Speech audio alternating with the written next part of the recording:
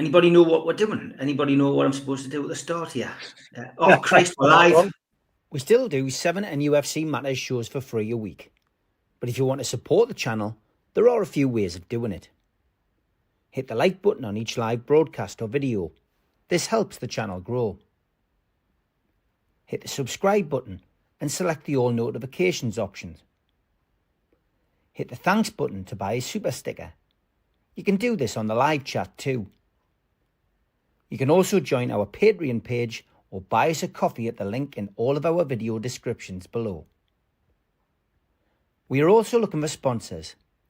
If you want our latest advertising rates and how you can get involved, then email John at nufcmatters1892@gmail.com. Thanks for watching.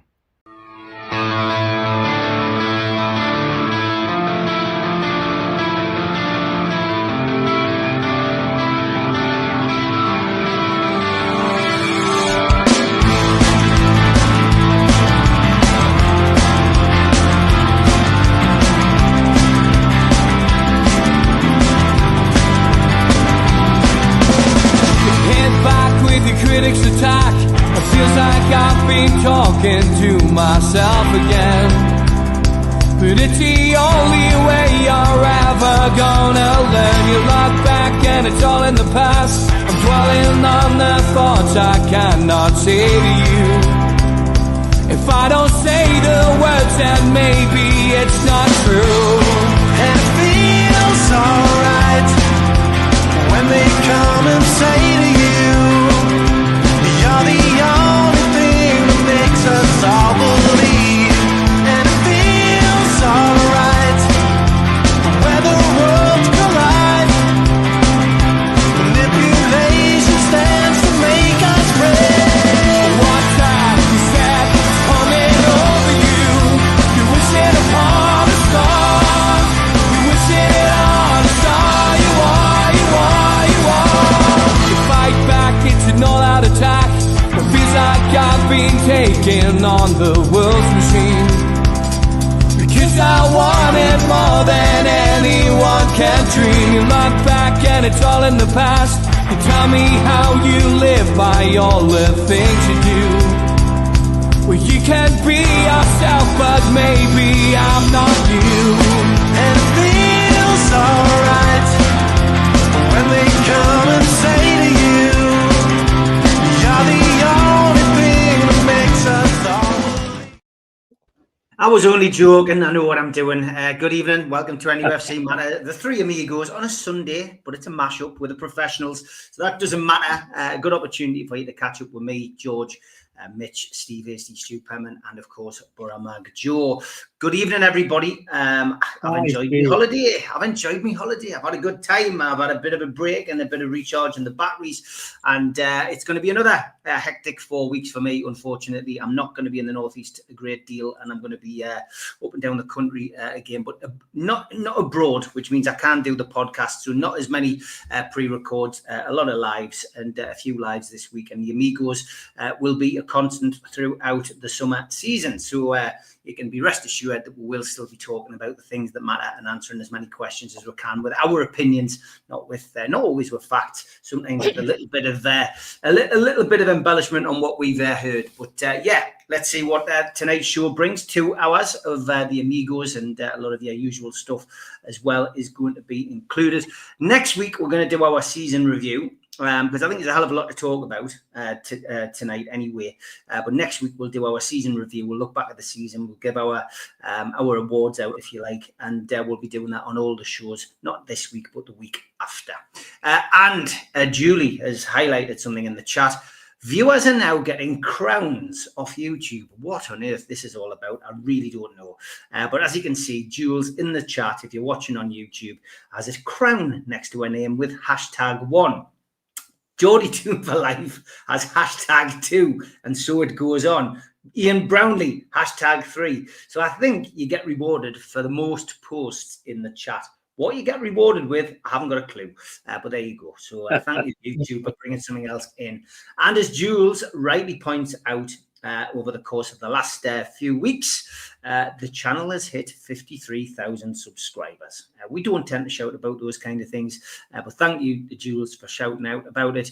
Yeah, an amazing increase again. We're up to 53,043, I believe. So thank you, everybody. It is humbling. We never take it for granted. Thank you very much for joining our channel and giving us your support. Okay, where do we start? Well, let's get the worst thing out of the way, I guess, and that was the defeat against Everton. Of course, George, there was overreaction from people because we lost at home against Everton, but I did say on the last live show that I did on here, it's a difficult game. Everton had a good track record under Moyes. Wasn't going to be the 4-5-0 that lots of people were predicting. I didn't expect to get beat. I've got to be perfectly honest. I watched the game. I watched the game in Spain, and to be honest, I just, it's always different watching it on the TV to watching it live. I didn't think Newcastle played that badly. I guess it was the suspense and the concern of everybody that that Newcastle could falter and another team could take the Champions League position that maybe created that kind of nervous atmosphere. But I think Eddie Howe nailed it, and I've just watched Match of the Day today.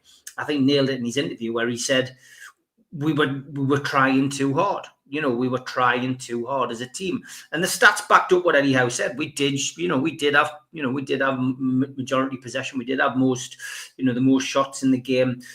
We came up against Pickford, who ultimately is always going to try his hardest against Newcastle, as he's a Sunderland fan. But it wasn't our day. We lost 1-0. Been the story of our season. We've lost some really games that we should be winning at home, and that's something to address next season. But it didn't matter, George, because over 38 games, Newcastle were the 5th best team in the Premier League, and Newcastle United are in the Champions League next season. So for me, it didn't matter. It didn't matter. And the fact that Aston Villa got beat off Manchester United, well, that's their fault. It's nothing to do with the referee being inexperienced. It's nothing to do with VAR being inaccurate. The rules state quite clearly, a goalkeeper, has to have his hands over the ball. It is quite a strange rule, but as long as it's around the ball and, within touching distance of the ball, he's touched the ball, that doesn't matter either. So again, Aston Villa failed to qualify for the Champions League over 38 games, not because they didn't beat Manchester United. So for me, I didn't understand all the doom and gloom. I just expect it now because I know that some of our fans will always be like that. But I enjoyed the fact we qualified, and my day was complete because there was a Newcastle fan and a Manchester United fan sitting next to me in the bar together. They were pals, and I went over to them at the end of the game, the two of them, and I put my arms around both of them on, "How are lads? Give us a hug." They both jumped up and down with us. And the Man United fan, it was about 10 seconds, he realised, what the hell am I doing? I went, "We're celebrating the Champions League, mate." And I went, "You're not in it, but we are."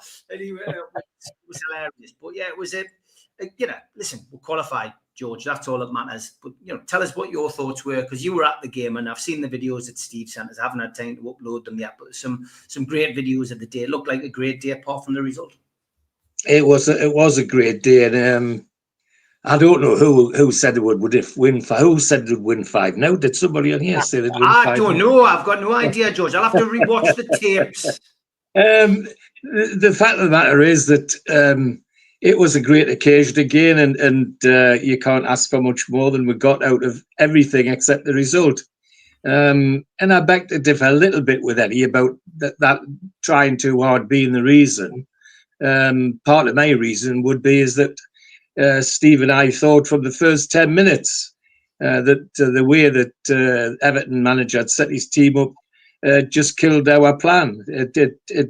We were playing what we thought was our best back 4, back 3, back 5, wherever, and thinking that was going to work for again. Well, David Moyes washed it out by flooding the midfield with 4 midfielders and sometimes 5, sometimes 6 with the wingers cutting in. So my only argument about that is that we could have changed things much earlier than we did, but at the end of the day, as you say, it didn't really matter that much. It was interesting as well at the end, waiting for results coming through, and it was a bit of bit of sour taste in mouth when he realised that Manchester United, of all people, saved a Champions League spot. I just found that hard to take. And as regards Aston Villa, well, we've all had the rub of the green or not the rub of the green in various decisions that were taken. And that one's no worse. But the fact is that that goalkeeper didn't get hold of the ball. End of story, as far as I was concerned. After that, I just looked to see how much Grecian 2000 the manager's got in his hair. After that, we got there. We made it. It was harder work than it needed to be. And I have to say that people were moaning, but I've got to say that the people around us in Byte in '92 weren't making bad noises about what happened and all the rest of it. And then when they realised we'd made it, everybody was absolutely delighted and applauding each other and saying how much the day had gone. You've got to give a shout out to War Flags. Whatever the occasion, they come up with something really, really special, and they did again on Saturday. Some of that stuff was absolutely fantastic. They were going to do even better, but the wind stopped them doing that. They were going to abseil from the top of the stand with big pictures of people and all that sort of thing, but the wind knocked that on the head. No, my feeling about it is going to the match has got to be an occasion. Well, that was an occasion, and it was great. And as Julie pointing out the 53,000, can I say to all of you out there that to somebody like me, that what a pleasure it is, match after match, for the number of people that turn up at the food bank to say hello to me and Steve, the number of people in the ground who want to talk and all the rest of it. And then the other odd one on that match on Saturday was I was sitting having the usual pre-match chat with Joe and his family, and two of the lads with Joe's dad, with Len, were talking about NUFC matters. And one of them said, I listened to one called Ask George on my way home from work. And I said, really? He says, yes, it's great. I said, well, do you know who what Ask George is? He says, no. I says, it's me, man. It's me. And it was funny and all that sort of thing. So to all you viewers out there, thank you very much. You've got no idea what a great uplift it's been for me getting involved with that, and you all coming and saying hello. Yeah, great. Thank you. But a great day. What happened? The result didn't kill me. I'm still as happy as a sandboy. What a season we've had. Yeah, great stuff. And big thanks to everybody who's come up and seen me over the last couple of weeks as well. It's it is humbling, as George says, to see so many people still watch the show and people who watch it and give the reasons why, etc. So I always make time to stand and have a chat with somebody about it as well. So it's great. Mitch, I've seen the videos and the photographs of the end of season do look like a one that went on quite a considerable amount of time, mate. Everything wound up around about 1 a.m. We started at brunch in Atlantis in Saffron and ended up at Blah Blah in the VIP area. Thanks to Jay, who's the DJ at both places, who happens to be a Geordie. And so he had both places set up very nicely for everyone. And it's a little bit of a struggle today, but it was, you've seen a lot of the pictures and the videos. Ranging from me getting triggered by a bloody seahorse to all sorts. And it was, to be fair, it's helped me, because I think if we'd done this last week, I was on one last week after that result. You know I was from messages. I was raging, and I'm glad I didn't have that initial in us going on to something like this, because they don't deserve that over the season. And the one thing that come out yesterday talking to everybody is how, and we'll cover it when we talk about the season as a whole. There's things to improve on, there's things to build on, but what a season. And I feel much more positive a week on than I did this time last week after Everton. Everton was always going to be a difficult game. David Moyes doesn't bring teams that roll over. If you listen to any player who's talking about playing for David Moyes at the end of the season, there's 2 or 3 stories about, him getting, losing his rag with teams that have been beat in dead rubbers. And so he doesn't like it. He set them up the way we expected them to. And yeah, we probably wanted it a bit too much.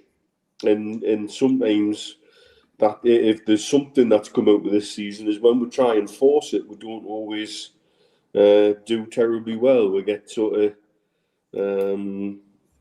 we fluff our lines a little bit. But, a week on, and I haven't had yesterday to properly celebrate with everybody out here. I think I'm in a much more sort of zen mood about the result. The result was it was always going to be that banana skin, unfortunately, and once again we trod on it.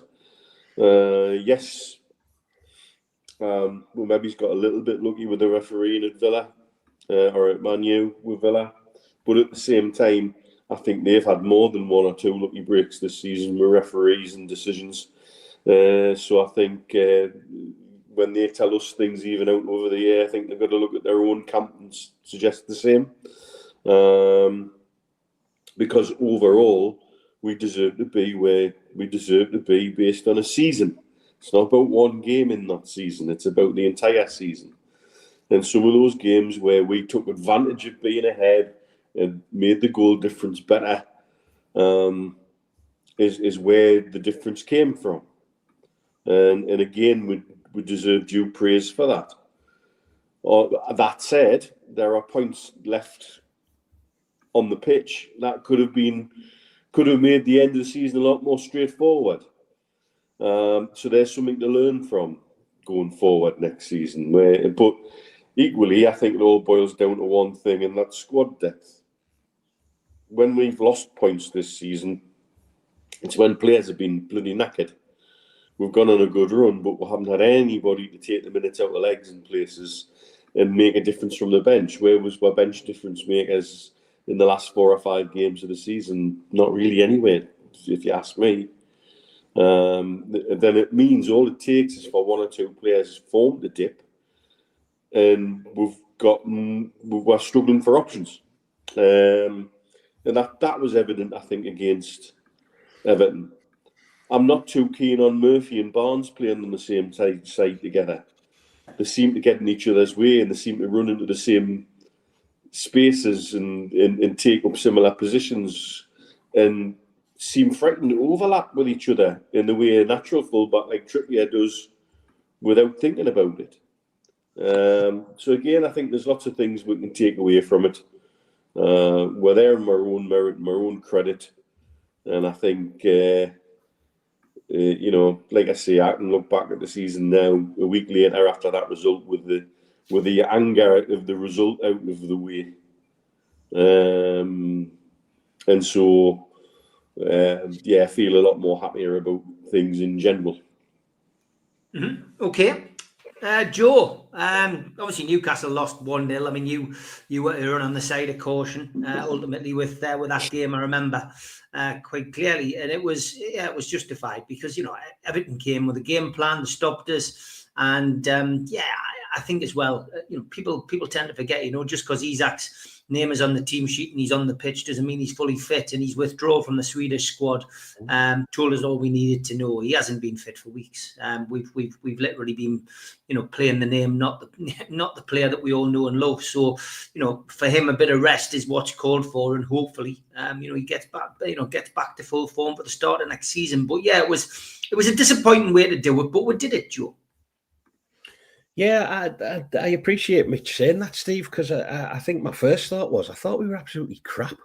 Mm-hmm. We huffed and we puffed, and we, in terms of the performance, we had lots of the football, but we didn't really do a great deal. And I think David Moyes got it right. I thought Ndiaye, their number 10, was running the show. We couldn't get near him.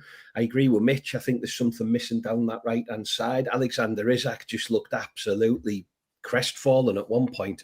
Couldn't get the football and was coming deeper and deeper and wider to get a kick. And obviously Anthony Gordon got hauled at the half-time. But we qualified for the Champions League and we've had the best season of our lives. So, it only us, I think only us. 2 weeks ago, we needed to get 3 points against Arsenal, which was a free hit, and Everton. And we got no points. But yet we still finished 5th and deservedly so. 20 wins, I think we got this season. Isaac 20-odd goals and the likes of Tonali, etc. Dan Burns' season. Very, very, very, very, very well deserved. And obviously we won a trophy. But in terms of the performance, I was a bit like Mitch. I was a bit like, ugh. I hadn't had a pint for about 3 months for various reasons. And I had one with my dad on Sunday. I felt great. Wore flags, tremendous. And a lovely atmosphere. The lads around us, everyone was positive.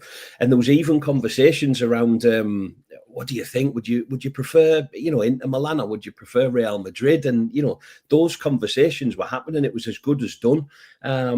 But we just didn't turn up, and it felt a little bit like one game too many. It felt a little bit like huff and puff. And I know I'm extremely biased, but I think what we did was we missed Joe Linton hugely. And I've never really thought about, not only the clattering into people and giving us a bit of an engine in the midfield, but actually the dilemma that it gives Eddie Howe for the squad selection. Because in my head, you've got to get 3 points to qualify for domestic football's biggest trophy. And our response is we're going to have to go 3/5 at the back in order to be able to kind of affect the system. Is there no one in that squad that can do what Joe Linton does? Again, we look Lewis Miley, Joe Willock, does Sean Longstaff come on and push Tonali with his legs up one? I don't know. But it's extremely worrying that I think you take the big fella out of the middle, and that's what we're up against. So plenty to think about. A great summer. I am really disappointed the window's been open for most of the day now, and we haven't signed 6 players yet. So, I want Jamie Rubin out. But I think it's going to be interesting. Do we go for the mega stars? Do we sign 2 or 3 players at £100 million each and blow the lot? Or actually, as Mitch said, do we need 5 or 6 very, very good, capable, knocking on the first team door squad players for next season? So I nearly said over to Paul Mitchell, but he's not here either now, is he? So, we'll be coming to that, don't worry. Yeah, I thought you might have done. And George, as for them 2 daft gets in the 1892, he actually didn't believe that this was me. So Ian and Paul, 2 great lads. I had to actually get YouTube out, and I was going like that, and he's looking at me and he's going, doesn't look like you. Sound like you. I was like, well, it's me. So, yeah, a bit simple, bless him, but never mind. So yeah, it's a fantastic season. I was as fuming as Mitch, as Steve Hasty will vouch for. The Guinness was flowing in the strawberry, and so were my opinions. But listen, fantastic season, arguably the best one I've ever experienced. So I'll shut my mouth and I'll leave it there. All right, good stuff. Stu, good to have you on as always. What was your feelings after the Everton game? Oh, you're on mute. I thought you were going to swap me and Mr. Hasty there when Joe said, what happens if you take the big lad out the middle? So I'm glad you didn't, because I've been waiting for it just to see. I know I don't believe in coincidences, but is it a coincidence that on the day that Newcastle give 2 free pints to fans, Joe starts drinking again? I'm not saying he's tighter out, but there might be some coincidence in there. But I mugged the steward on the way in.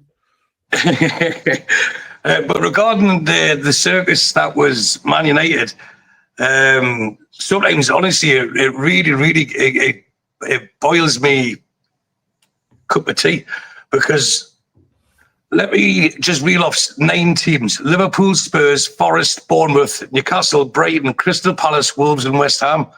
all won at Old Trafford this season. All of them. Aston Villa didn't. So who's to blame? Is it a referee? They got 1 point off Man United in 2 games. Now, before they start saying, well, yeah, we got robbed. There's another 4 teams I wanted to mention regarding Newcastle and how lucky they were or how good they could have been. Is Bournemouth, Brighton, Everton and Fulham. Those 4 teams, we took a total, out of 24 maximum points, we took a total of 3. 3 points from those 24 points available. Now, if you imagine that way, we are capable, even on a bad day, of getting 3 wins and a draw out of those 6 games. We would have finished second. So I'm not buying this, let's all feel sorry for Aston Villa. We've all quoted the season's over 38 games. Sometimes things go against you.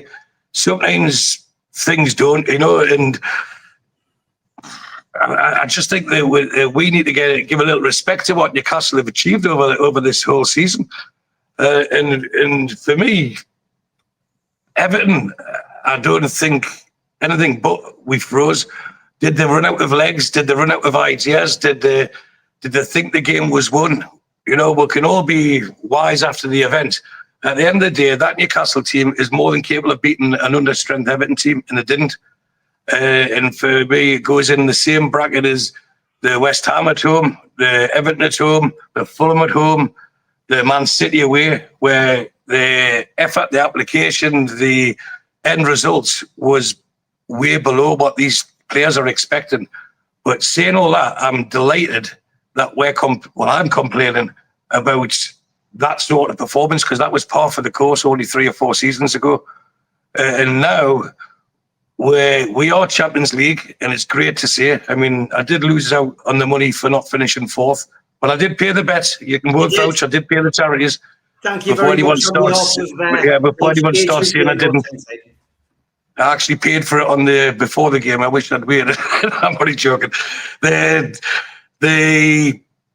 The game itself was a big letdown, and when I say I was with Mitch, I wasn't in Dubai and he wasn't in Bahrain, but I wasn't inconsolable, but I was angry because everything that the whole season led to was that game.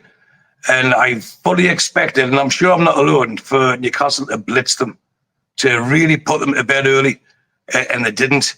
And because it went like that, it left a little bit of a sour taste that we got beat, and then we get in the back door, and you start thinking, well, do we deserve it?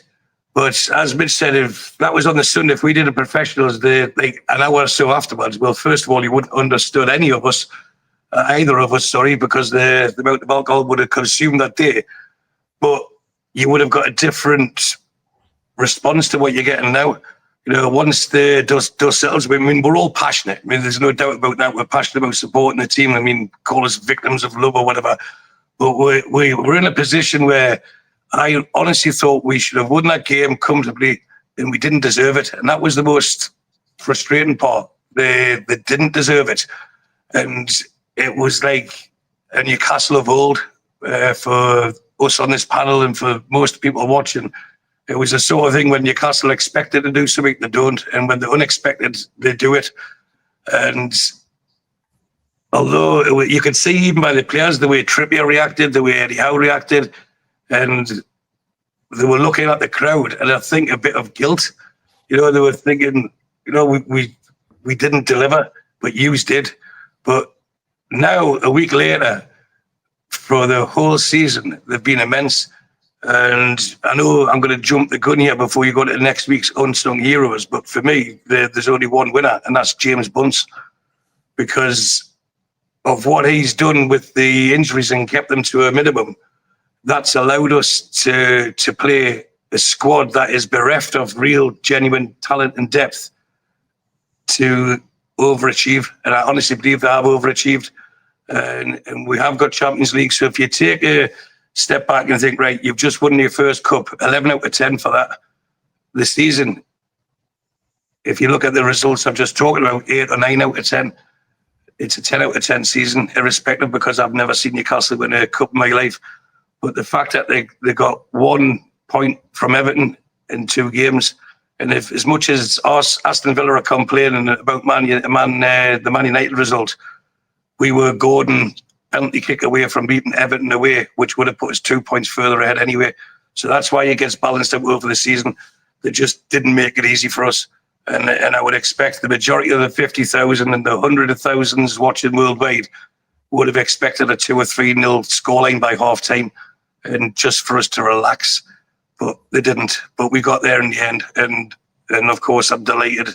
And Mitch and myself are already in WhatsApp groups looking for the dates of European ventures and stuff like that, and where we're going to go and empty the stock of alcohol in that particular city. So we've got so much to look forward to. And as I said earlier, I think a little respect to Eddie Howe, well, a big, huge amount of respect to Eddie Howe, for what if it was a tea towel, he's drained every bit of water out of it, or a sponge, whatever. He's took everything he could out of that squad, and he deserves to be given what he wants going into the season, because if they don't spend big, they need to spend big just to stay where they are. So let's see that it comes down to who's the best manager. And I think during the course of the season, he's shown he's not perfect, but he's shown that he can adapt, and he's got a few extra feathers in his cap. So the Everton game, I want to try and ignore. The end result at the end of the season, I'll never forget. And what they achieved during that course that season, winning that trophy, will be with me for the rest of my life. So that was my summarising Everton and what went before it in about 5 minutes. Steve, your feelings? Obviously, you would have had George complaining about throw-ins during the Everton game. But other than that, what was your views on the game? I'll just say before we start that this last 35 minutes has been rather like the therapy session that Joe and I indulged in the Strawberry after the match. We've gone through every emotion. We've kicked every ball. We've screamed at every miss, and I think we've covered it. I think the way that we were feeling after the game is very much sort of wrapped up in everything that we've heard so far. But in terms of the match itself, I mean, it was a great occasion in terms of the atmosphere, and George is dead right. I mean, the War Flags display once again, absolutely tremendous. Great way to finish off the season. Performance-wise, I thought we were a little flat. I thought we're the better team, but I thought at periods of the game, Eddie was outthought. In terms of he stuck rigidly to what he had decided at the start, and we didn't sort of mix and match. We didn't stand up to our opponents in the manner that we normally do. It showed very much that we are far better as a counter-attacking team than we are when we're trying to press, especially against a team like Everton, who will just string 10 men in front of you. And with only 2 men in midfield, it becomes very, very difficult for us to break down that sort of formation. We are better when we get to the byline, when we bring the ball across, and when we've got support of those midfielders, those midfield runners. But when your central main striker is struggling, because he was and has been for the last few weeks, but you've got no one else that you can bring on that can really give you what even a one-legged Alexander Isak can bring. It says an awful lot. And I was talking to an Aston Villa fan just last week. We're talking about the situation that they found themselves in. And I was quite surprised because he was quite philosophical. And I don't know whether I would have been as philosophical as he was if I'd been in their situation. And as he pointed out, okay, they didn't make the Champions League, but they've got the UEFA League, the Europa Cup, whatever you want to call it. And they've got a manager who's won it on numerous occasions. And, you know, they see themselves as rightly pointing out, they've got 2 hits at the Champions League next season. They've got, well, you know, they've got the finish in the top 4, possibly the top 5, but also a free hit if they win it, as Tottenham did. So that kind of sort of tempered the way I was feeling about where we'd ended up, because I wouldn't have been that happy as happy as he was. But it has been a fantastic season, and that, you know, we can't really sort of dwell on anything but the fact that it's, as Joe rightly puts it, the best season of our lives. Coming away, winning a cup, and finishing the top 5 in the league, and going into it in the last game of the season with the possibility of being in the top 4, even the top 3, and with 3 games to go, possibly even the top 2. I was quite surprised at those stats that you brought up there, Stu, in terms of the teams that we've dropped points against that we should have won, and that harps me back to on numerous occasions when I've walked into the pub after the game and we haven't played well against a Bournemouth or a Fulham or a Brighton or a Brentford, and I get really, really annoyed. And my mantra all along has always been, if you want to be successful, they're the teams that you've got to win against. They're the teams that you've got to beat. You've got to get the points at home, and we haven't. And that's something that's got to be worked on, and that tells me that what we need going into the new season, it's not just a strengthening of the squad, but it's a strengthening of the starting 11. And we've got to have players that we do strengthen with that can change a game. I don't think we've got any game changers on our bench. We tend to bring substitutes on to kill a game rather than anything else. It's very rare that we bring somebody on and we get success from it.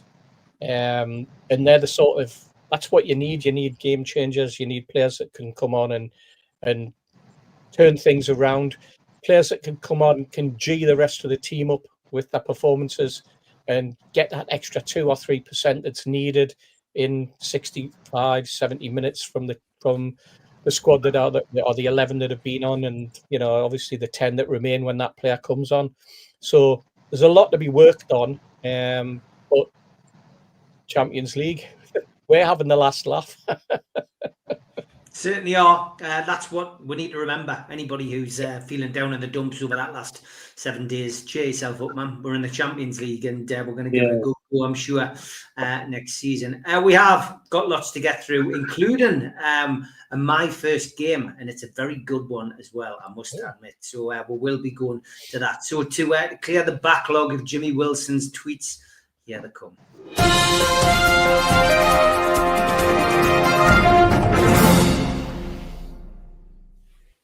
Of course, it's not just Jimmy. There are lots of people who send us these. We've got a massive backlog of these to get through. Lots of signs, beer, wine, and cock available at this bar. Not for me, I'm afraid. And this was a great bike track that I stumbled across. Psychopath to Inverness. I gave that one a miss as well. How much should you spend on a bottle of wine, lads? I don't know. Half an hour. Yeah, that's about right. And this was brilliant. Today's Wi-Fi password can be unlocked by texting a photo of a clean kitchen to Mum. Said photograph must contain 1 box of crackers on the counter by the stove to prevent reusing any previous photos. Thank you for playing. May the odds be forever in your favour. Love, Mum. That's a great way of teaching your kids a bit of discipline. Second pair of knickers in 2 days on me dog walk, lads. Some weirdos where I live. Black pair are new and smell quite fresh, to be fair. And we do like these social media ones. I'm in your butt. Get TF out was the message sent to this guy. Argos, the staff in your Arndale store are a disgrace. As I waited for my order, I watched 3 of them messing around and giggling. It was like a youth club. Is there a reason you employ predominantly minors? Customer support. They have to work somewhere now. All the pits have closed. My phone auto-corrected. It was meant to say minors, but I suspect you knew that. Clearly you're one yourself with that childish response. And clearly you're a miserable count. Damn, you're right about that autocorrect. Excellent. All Saints women's t-shirt. This is great, this as well. Hey, weird question, but do you know someone called yeah, I do, babe. Why? Was this photo taken in his room, lol? Yes, it was, cuz I left my stuff at his. Why do you ask? Do you know him? Yes, I know him. He's my boyfriend. Why were you even at his house? Oh my god, I'm so sorry, babe. I didn't realize. Are you interested in the top? No, I'm not interested in the top. Brilliant. Here's Shamona, Lisa. Oh, Dear me. And a new book's out, lads. Death by Dad Fort. I've never driven a car, but I've certainly caused that effect on my family on more than one occasion. And not sure if the Barcelona Wax Museum has actually seen Star Wars. Get E.T. And a Steve Hasty lookalike. Do you go to Exeter, mate? oh. Very good. And this one, talking point. Prof. Eric Chan. See what I did there? Pharmacy and Pharmaceutical Sciences, National University of Singapore. Yes, Mr. Eric Chan, making his name in the industry that he was made for. He insisted on following me to the bathroom, so I made him useful at least. Sure, that's Alan's cat. And we had to move it where people would see it. Very apt. That cartoon, very apt. Bloke from Barnsley with piles asks chemist, "Now then, lad, does that sell ice cream?" Chemist replies, "Aye, Magnum or Cornetto." And sorry, we've stopped taking bets on this. I had to squeeze this in, lads, even though we know Spurs won. That was very, very good. An apple a day keeps the doctor away. Where can I purchase these apples? And can't save, can't pass makes people happy. £3.59. Can't save, can't pass makes people angry. 47.5 million. And last night, my wife wore a police uniform to bed and said, "You're being charged with being good in bed." 90 seconds later, the charges were dropped due to lack of evidence. Yeah. And Bella Lugosi's dead. That's news to me. Good match as well. I'm sure we'll get sent this every year. And yes, Saturday, 17th of May in League One, Nice played Brest. And when she pulls your boxes down fast and you're not ready. And Martin, like this, straight down less than a mile away. About me, I'm a single father of 3. They are my world. If you don't have what it takes to help me raise my kids, then move aside and let a real woman step up. If you want me alone, you have to pay for the babysitter. Must help pay for beard and hair care. Being this beautiful isn't cheap. Must have your own car, preferably a 7-seater. Must be able to cook, clean, and be submissive. No taller than 5'7". No heavier than 100 kilograms. Must be fit and have your own source of income and your own. I mean, this is what happens when you do these apps, lads. Be honest, you'll get what you want. Job interview at IKEA. Please take a seat. And excuse me, how do I get the monument? Brand new, yeah, plastic Greg's. Thanks. Need bother, pal. What the? Couple of Star Trek ones. We haven't had these for a while. I threw a ball for my dog.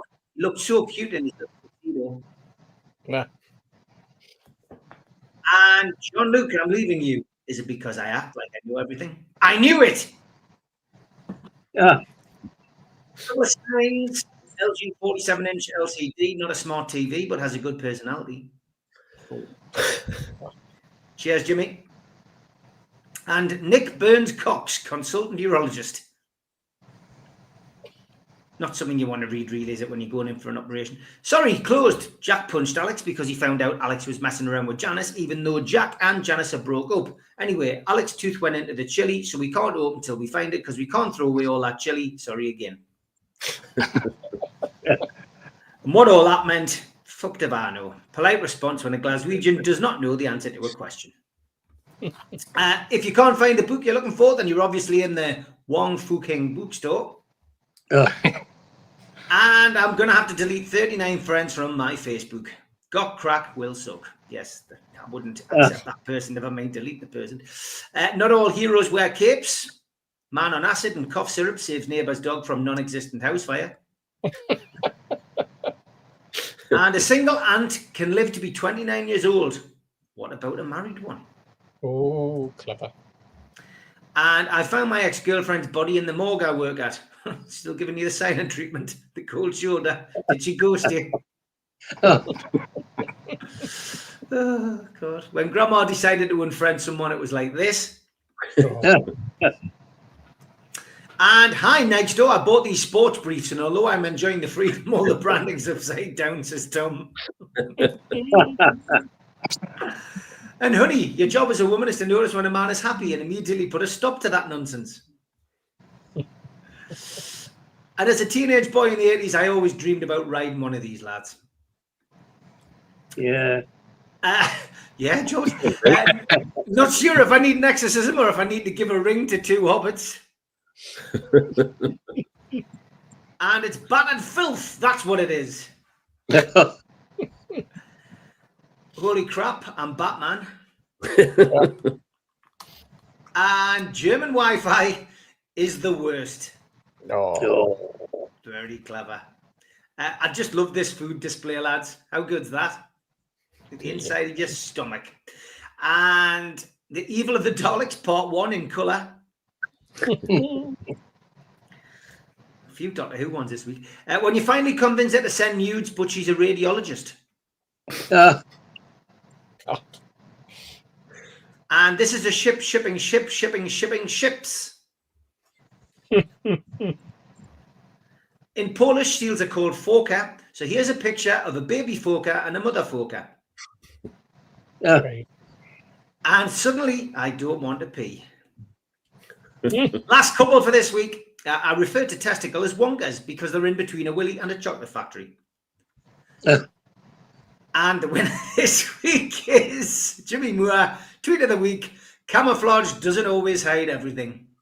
Oh, Jimmy, man. Jimmy Wilson and Jimmy Moore outdone themselves this week. If you've got a tweet, NUFC Matters 1892 at gmail.com or contact us on our socials and we'll feature them when we get time.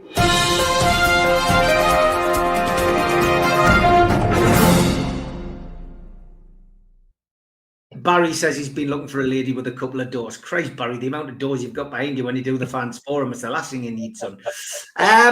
Mitchell, and I'm not talking Grant and Phil, George.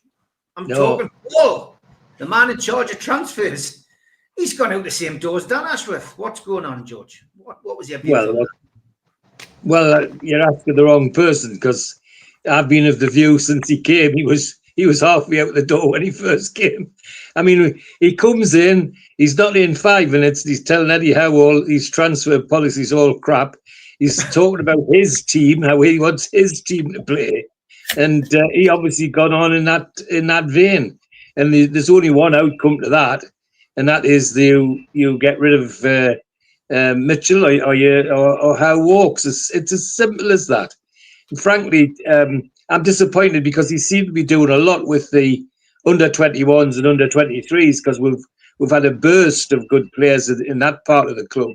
But in terms of the first team, I mean, I just was looking up the other day. He still was speaking more to the manager, more times a week to the manager of the ladies' team than he was to Eddie Howe.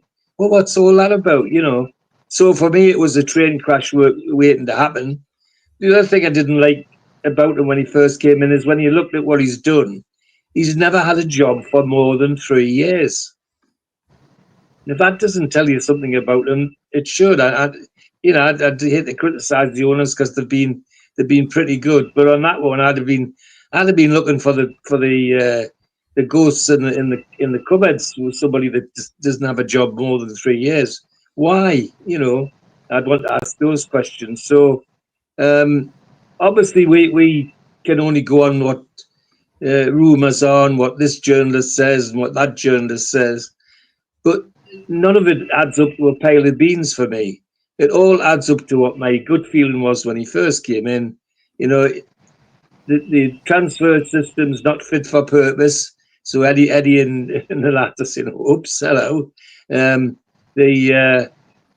I want my team to play this way, and my team would play that way. Well, sorry, buddy lad, we've got a manager that talks like that. We don't need you to do it.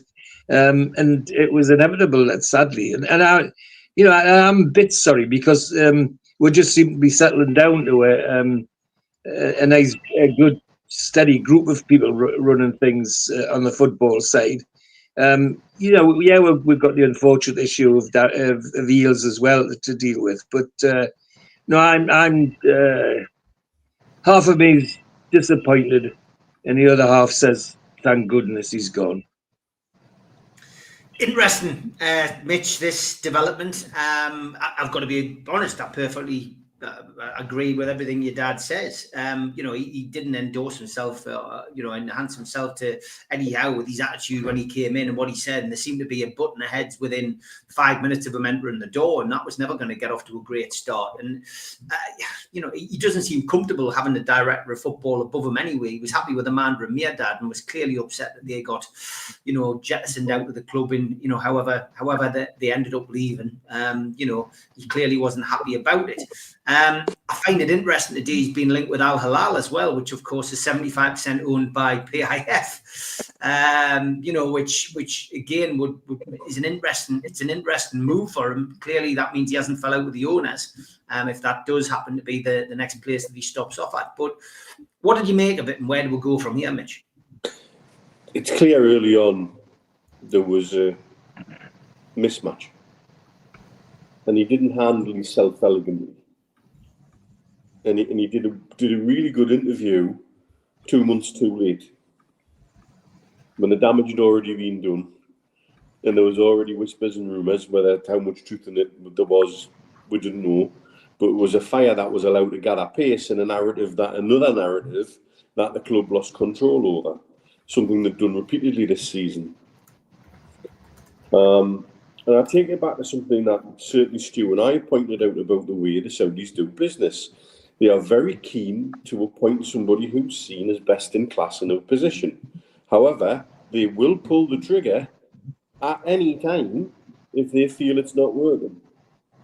And they'll not be frightened to. And some so-called football experts in the last couple of weeks have been going on and retweeting things that they themselves said when PIF took over, that would be a long period of instability while the Saudis found their feet, and this, that, and the other, and saying, "Oh well, this is the other, and this is the other." But to be brutally honest, it's clear that it wasn't working, and so they've come in at the most obvious and opportune moment, going into a new, at the end of the season and going into a new transfer window, to say, "This isn't working. Thank you very much. Time to move on. We're going to go in a different direction." Is it a statement that Eddie's finally going to be backed? I hope so. I hope for Eddie's sake. He's had 3 barren transfer windows, and there has been stuff done underneath the first team. There has been stuff done in terms of thinking longer term, which, again, we don't know how much of that is Mitchell's work and how much isn't. There is a suggestion that he's been exceptionally difficult to get hold of when people have wanted to speak to him at times. Was one thing I'd heard over here from somebody who has no reason to tittle-tattle, interestingly. And so there's obviously been a disconnect, and they're saying it's not working. And so for whatever reason, they've decided it's time to move on. And I think, that is the way Saudis will do business. They'll appoint somebody who they perceive, or who the industry perceives as best in class. But if it isn't working for them, they're very quick to change. And they will move on and say, right, next time, let's reassess this. And I think that's exactly what's happened here. And whether this is an ultimate backing for Eddie, at least we haven't lost. It's clear we've got one of the best scouts in the business looking at players, and that the work Eddie does in terms of player research and working out not just about the player but their personality and their fit in the dressing room is really about, is something different, and we've not lost any of that. So hopefully it'll make us able to move in a more efficient and timely manner. But certainly it reflects that there has been an issue of some description, if you were to push us. And We can talk about Stefan Borson and his misconceptions about PSR troubles, by the way, but that's another conversation for later, possibly. He's now at the point where he's making things up. If you ask me, he's now too far out of his depth. He's another one who's been retweeting himself recently, saying, "Well, I told you that Newcastle would be in turmoil when the Saudis bought you. Here's my tweet from when after the takeover happened." So he's, while he's patting himself on the back, and he's at the point where he's making stuff up at the moment. There's no PSR issue for us, and that's quite clear. He's got a very big misconception about one thing in particular, and that's been disproved already by people within the club. But yeah, back to Mitchell. The Saudis will always act if they think something isn't working, and it doesn't matter whether you've been in the job 6 months, 6 weeks, 6 years. They will pull the trigger if they feel it's the time to pull the trigger. And don't get me wrong, leaving by mutual consent means sacked, if you ask me.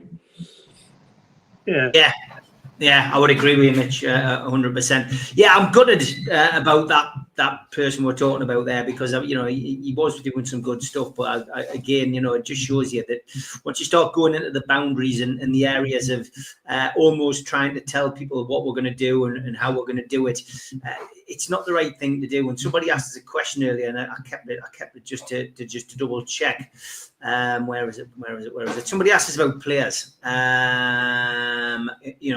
Who we're going to sign. Oh, here it is. The real Taggart. There's been a mud done. With the usual transfer bullshit doing the rounds, have you lads in the know heard anything? Taggart, we're not in the know, and ultimately, we never speculate on here. We'll give our opinion on the people we've been linked with. We'll leave that to the other channels, and we'll leave that to people on Twitter. So I hope you're still there and you've got that answer loud and clear. We certainly don't do that. So if you're looking for that on this channel, it ain't going to happen. Mitchell's gone, Joe. I mean, again, it's crazy, isn't it? Because it did create a meltdown on social media again. People going, "Oh God, the transfer window is about to open," as if Steve Nixon hasn't been doing his job for the last, the last 3 transfer windows. He's still been going out. He's still been watching play. He's still been with all the scouts have been going out and watching. Eddie Howe's clearly got an idea of who he wants. So it's not as if we've stalled on that. All it means is we've got we've got a new face either coming in, or there'll be a change in the way that we're doing it. It's as simple as that.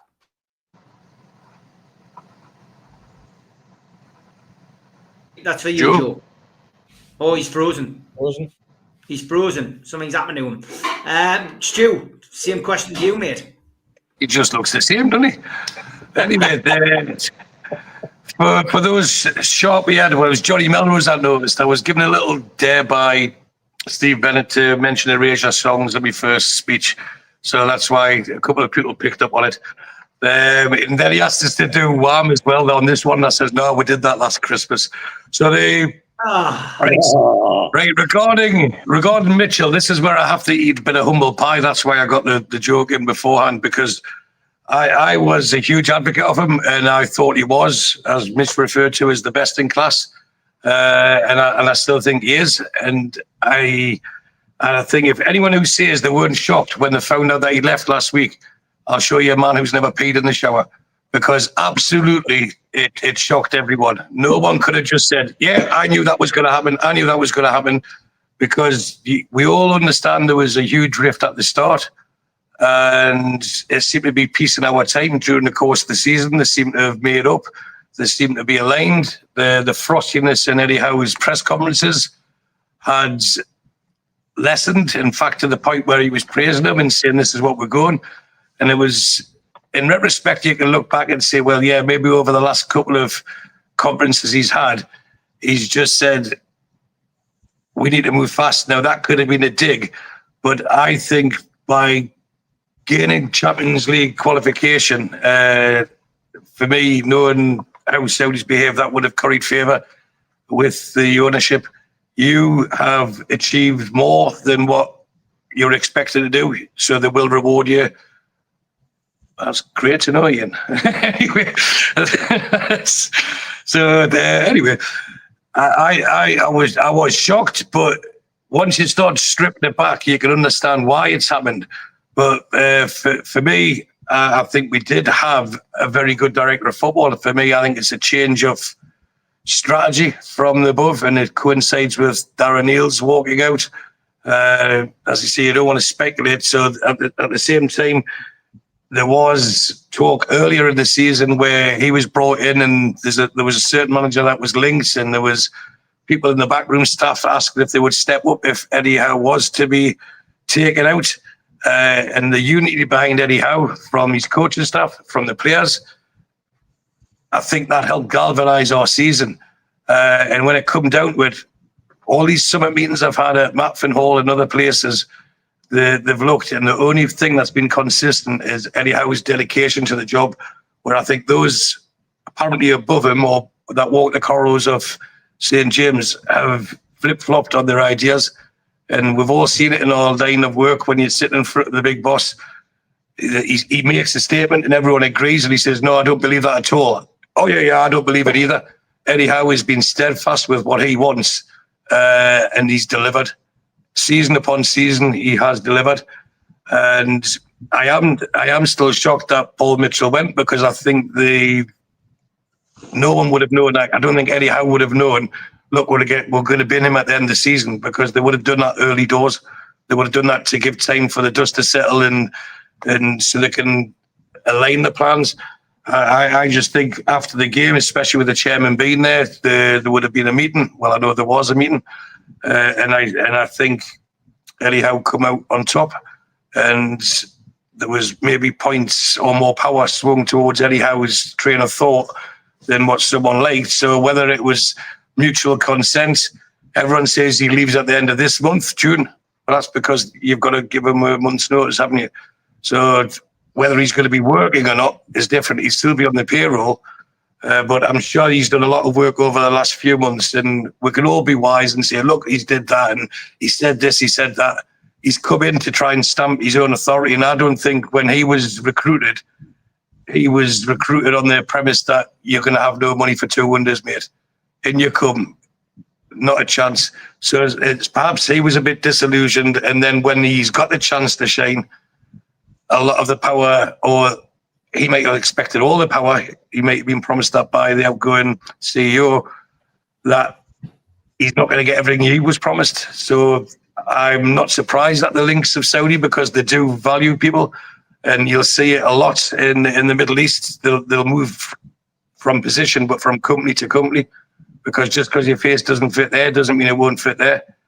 And that's why when we tried to get Dougie Friedman, we weren't allowed, but the PIF got him for the Saudi League. You know, so they do like to recruit the best people, and I wouldn't be surprised if to see him in Saudi Arabia. But I think Eddie Howe has deserved and earned the right to say, this is your window.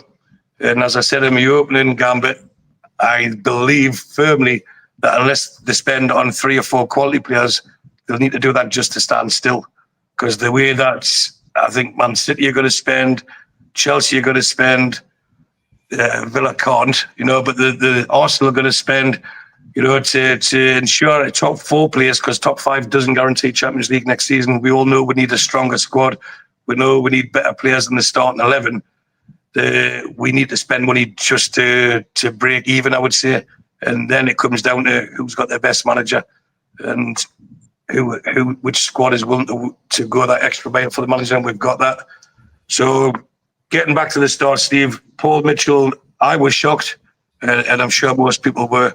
But again, as what Mitch himself said about the Everton game, disappointed, angry, but take a few days, a week or so to look back at it, and you think, yeah, I can see that now. But nobody, not one reporter, not one fan said in the days and weeks leading up to that announcement that Paul Mitchell would not be in charge of our transfer window. So anyone who is saying that now after the event, they're the ones who've never peed in the shower. Yeah, I would agree. It all came out an hour before or 45 minutes before, and some journalists clamouring to get the exclusive on it. But yeah, it was on the day that it was happening. You're gonna get a heads up from somebody at the club on the day that it's gonna happen. So yeah, you're right. Nobody did. Joe, you froze before. That's why we moved on to Stu. So yeah, Mitchell's gone. Lots of people saying, "Do you think we're looking for a new director of football, or we're looking for somebody else?" And I mean, again, for me, it's what you expect Newcastle, under Ashley. Yeah, I didn't expect to get this under the ownership of the Saudis. I've got to be perfectly honest, but I think the more I understand them and the more I listen to Stu and Mitch on the professionals, usually on a Sunday, is that the Saudis are ruthless. And if you're not doing your job, you don't last. You don't last. They'll move you on quite quickly, which I guess is why clearly why Mitchell's gone. Howe's proved himself to be good at his job. He came in with a team that was threatened by relegation. He managed to bring players in along with Nixon that kept the club up. He then got us into the Champions League and got us to a cup final. He's now got us into the Champions League again without spending a great deal of money, and he's won us a trophy. So I guess what Stu was saying there about maybe being given the opportunity to have a transfer window of himself. It's deserved. So I don't think there'd be a clamour to bring somebody new in. Plus, on top of that, we've also got, we've got Eels who will be departing on ill health. We know he's been working his leave. So he'll be leaving this month in June, 1st of June today. And perhaps Silverstone may see the exit door as well, because let's face it, his term at Newcastle hasn't seen all the sponsorships that we were expecting. Again, that's just my opinion. That could happen. It might not happen. He could be here for the next 10 years. But the way that the Saudis operate, you may think that he may well get moved on as well, because these appointments that have come in, they came in under Eels' stewardship. So what's your feelings on the whole Mitchell thing? And did it concern you when you heard the news? Yeah, did Steve? I agree with Mitch. We finished the last. We were talking about the end of the season and finishing in the Champions League, and instantly, what's next and what type of summer are we going to have? And then another director of football with top credentials. I know he hasn't particularly had an immense amount of shine at Newcastle, but maybe we were hamstrung by PSR, but he was working behind the scenes, as George said earlier. We seem to have a much better infrastructure. We've bought some top kids who hopefully will bear fruit in the next 3-5 seasons time. So just because we weren't signing top international footballers doesn't mean to say that he wasn't doing anything. And you mentioned Mike Ashley and the Ashley years. Think about some of those characters who were in these executive roles, particularly the director of football roles. And finally we had Dan Ashworth, who was supposed to be the greatest man in football. Obviously his head was turned, and we all know how that went. But I wondered, even at the time, could we have done a little bit more to kind of keep hold of someone of that calibre? We focus a lot on the pitch and who's in the dugout, but I'm sure the board are thinking, if we've got somebody in charge of the whole football infrastructure and he's top of his game, was there something else we could have done to keep him? He moved on, and then we brought in Paul Mitchell, and I thought, what, he's probably number two. If Ashworth was number one, Mitchell was number two. His credentials were fantastic. The work he'd done in Europe, the work he'd done at Tottenham Hotspur, and we thought we'd got the next big footballing executive. And then out of nowhere, off he goes. And I put a slightly different spin on it, Steve, because surely any top organisation is built on stability. It's built on getting the top guys in the top jobs. And he is a top job that we don't seem to be able to kind of have any stability in. Is it that it's not the type of model that the likes of Eddie Howe and Steve Nixon appreciate? I do have some concerns that if there is any sense that Eddie Howe's going into a board meeting and jumping up and down a little bit and somebody gets the bullet on the back of it, what does that do to Eddie Howe's level of omnipotence at the football club? And who's actually pulling the strings?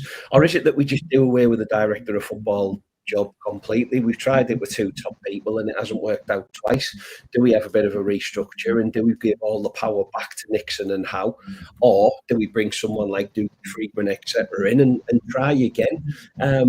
But if we do that, what's to say that it's going to work? What's to say that the next time somebody argues that we should sign someone or we shouldn't sign someone, that Howe's straight back in the boardroom and here we go again. So maybe PIF need to think about the structure. Maybe it's timely with Darren Eales going, and I'm glad you picked up on the point about Peter Silverstone, because actually if PIF are in the business of firing executives who are not performing, yes, we've all got lovely Adidas gear on, and I'm sure that was a good deal, but surely there is a bit more work to be done commercially. You know, we're eternally playing catch up, and this guy was supposed to be, again, the number one. And it feels like he's only done half a job. Yes, we've all got lovely tops, and this season's shirt is lovely, and I'm sure we'll get more nice training gear. But actually, there's more to it than that. You know, where's the corner flag sponsorship? Does the training ground get a sponsorship? Does the training kit get a sponsorship? And all the things that clubs like Manchester City seem to be all over. We aren't. So, yeah, maybe there'll be a few more worried executives. Is it a case of new CEOs coming in, let them make the appointments, let them do what we need to do? Or do we say, okay, Mr. Howe and his brother and Steve Nixon, there's the keys to the stadium. You get on with it, but you're going to have to get it right, because unfortunately, without a director of football, all the guns point back towards the manager, don't they? So if we sign, if we sign 3 more Sandro Tonali's and Eddie Howe's picked them all, I tell you what, the knighthood just gets closer and closer. I won't pick anybody out, but if we sign, 3 or 4 not so successful players without that buffer, whose fault is it? It'll suddenly become Eddie Howe's fault. So you've got to be careful what you wish for sometimes. Yeah, could have his Willie McFall moment where he spends millions of pounds on a load of duffers and Newcastle struggle. But yeah, that's the risk he takes if that is what is going to happen. We'll have to wait and see. Newcastle, I'm sure, will keep us up to date and give us an info in due course. So yeah, Steve Mitchell's gone. I mean, it's a strange situation. Once upon a time, it was down to the manager meeting players in car parks with brown envelopes, and they were in charge, of everything. Now it's all people, in the boardroom who, are just sitting having a jolly, and we know very little about them. I couldn't tell you. I could tell you some basics about Dan Ashworth. I could tell you some basics about Paul Mitchell. I don't really know who they are. You know what I mean? And I don't really care, because all I'm bothered about is what happens on the pitch, to be perfectly honest. Steve, what's your take on it? Well, I mean, Stewie's dead right. Nobody knew. There was no black smoke coming out in Newcastle United on after the match on Sunday. There was no black smoke on Bank Holiday Monday.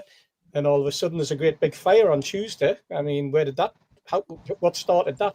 Something happened over that weekend, in my opinion, because what we've got in Paul Mitchell is a director of football, sporting director, who had a 5-year plan when he came in only 11 months ago. That was the first point. He's only served the 11 months, and he's suddenly announced that because Darren Eales, who told us last October that he was leaving and serving 12 months notice, he's decided because Darren's leaving that he feels as though he should leave as well.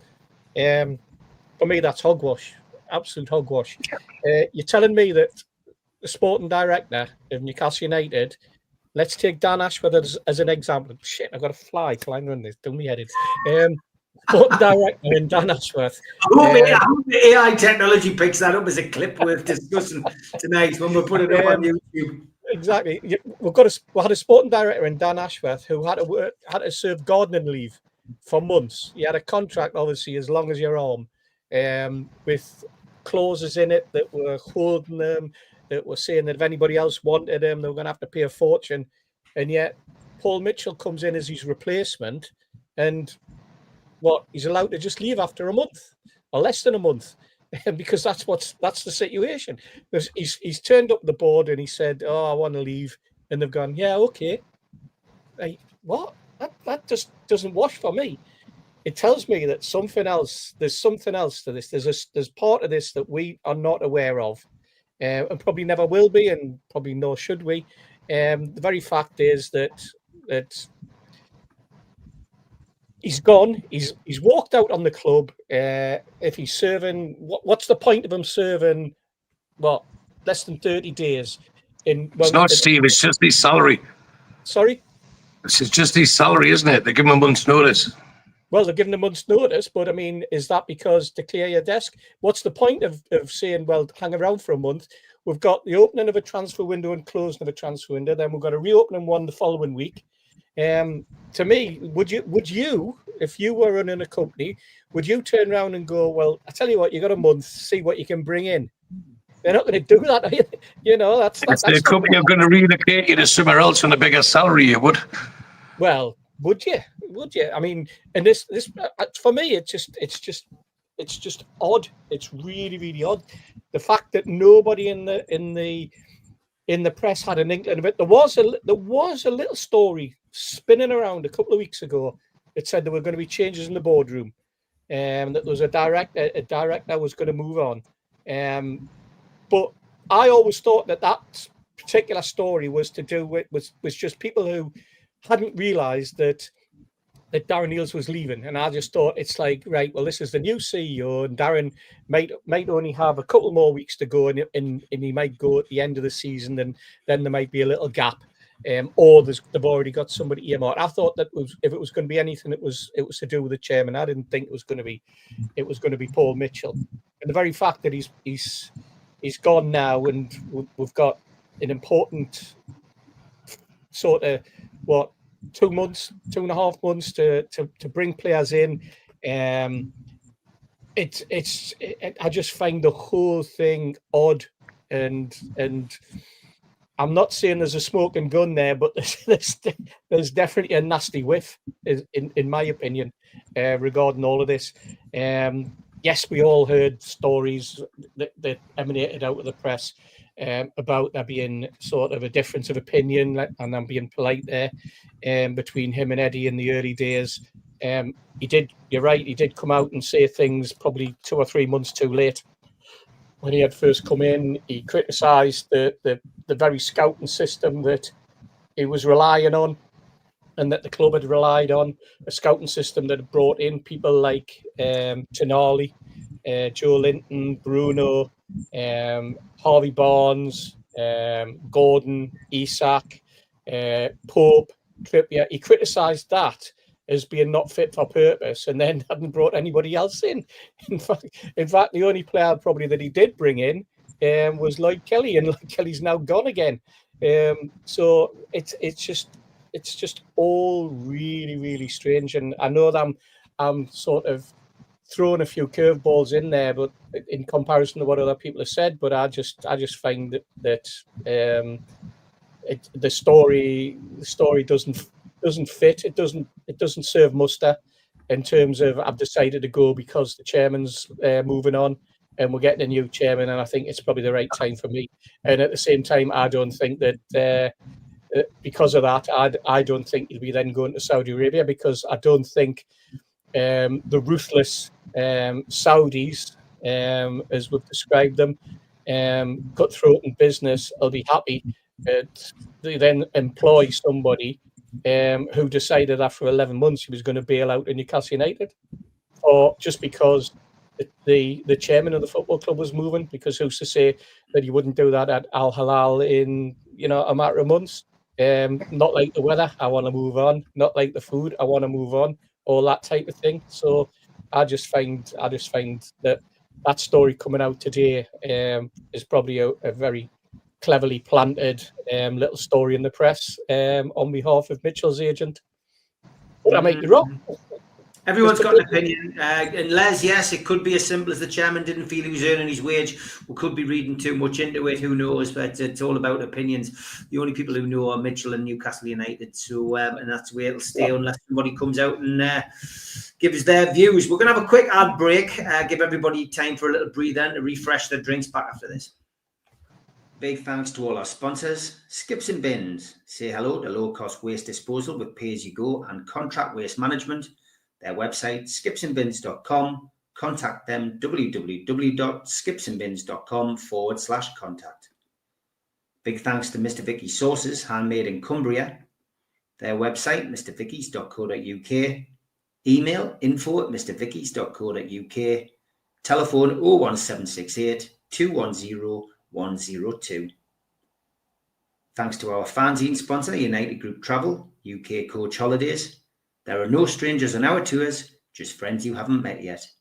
2 crew, driver and courier, local family company, 3-star plus quality hotels, no interchanges. Hot and cold snacks and drinks available on the coach, all excursions included. Their website, www.unitedgrouptravel.com. Email beverly.ugtl@gmail.com.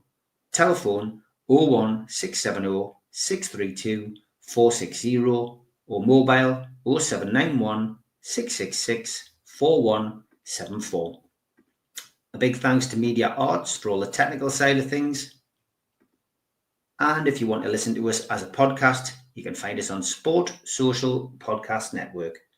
We're also available on iTunes, Spotify, and other podcast providers. If you want to support the channel, then hit the subscribe button. We still do 7 shows a week. Hit the like button, which is the thumb underneath this video, and click share to your social media. You can also take out a monthly membership or an annual membership at nufcmatterspodcast.co.uk. For the lifetime membership, you can pay £25 and get a pen, a beer mat, a fridge magnet, a badge and a keyring and your membership card and entry into the monthly draw. Some events coming up: 27th of June 2025, the end of season party. Beresford, Howie and Watson will be at the Tyneside Irish Centre with Joe Allen in aid of North Tyneside Age UK. You can get your tickets for that one from nufcmatters.co.uk or from Woucher. No Covers takes place at the Clooney. That's on the 29th of June, midday till 3:45, and tickets are £10 from theclooney.com or newcastlelegends.com. Northern Horizon, a Blake 7 convention, takes place on the 9th of August, 10 till 4 at the Tyneside Irish Centre. Come and meet some of the cast and crew in aid of Age UK North Tyneside Dementia. Tickets from nufcmatters.co.uk. An evening with Peter Beardsley and Chris Waddle takes place on Friday the 23rd of January 2026 at the Tyne Theatre and Opera House. You can get tickets from the box office 0844 249 1000 or from tynetheatreandoperahouse.uk. And Bad Manners are back in the Northeast at the O2 City Hall, Friday the 30th of January 2026. Tickets from ticketmaster.co.uk. And we have copies of The Entertainer's book, signed by Les Ferdinand, available from nufcmatters.co.uk. Okay, welcome back to the Three Amigos professional mashup, and 540 joining us on YouTube. That's all we're broadcasting on tonight. We haven't done Twitter today, so thank you everybody for tuning in at short notice. And Tim, you obviously weren't watching at the start of the show. Yeah, the Amigos will run throughout the summer as usual. There'll be lots of other different shows on here. We will be doing quite a few Ask Georges because George likes to be busy during the summer. Ben Jacobs will be making a return to the channel, but there'll be a few other things that will be on here as usual. Gibbo likes to have a little bit of time off, so this week I only got back from holiday yesterday.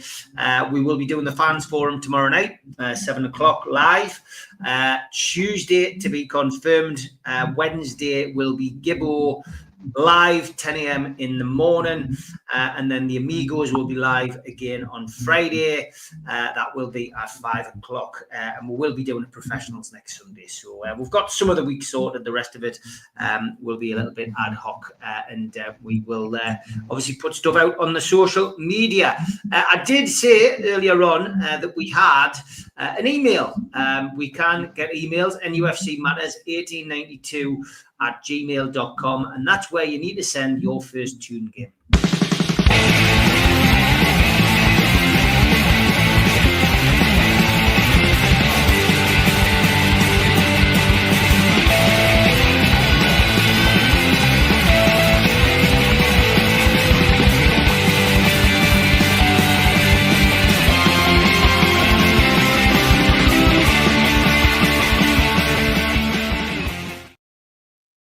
Thank you to Jeff Carter, who sent me an email while I was away. And he basically sent us his first match. Jeff, of course, as you know, does the fans forum on a Monday night.